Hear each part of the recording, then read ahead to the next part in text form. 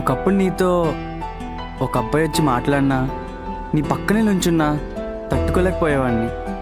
అలాంటిది ఇప్పుడు నీ లైఫ్లో ఒక పర్సన్ ఉన్నారని తెలిస్తే అది ఎలా తీసుకోవాలో నాకు అర్థం కావడం లేదు. మనం విడిపోయి 5 ఏళ్ళు అవుతుంది అర్జున్. ఇంకా అక్కడే ఉంటానంటే ఎలా? అమ్మాయిలు మూవ్ ఆన్ అయిపోతారేమో, కానీ అబ్బాయిలు అక్కడే ఆగిపోతారు.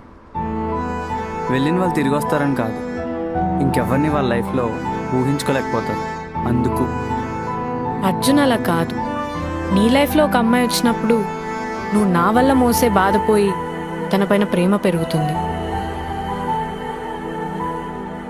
నేను హ్యాపీగానే ఉన్నాను శైలు. నేను మాత్రమే బాగుంటే చాలు అన్న పాయింట్లో ఉన్నా.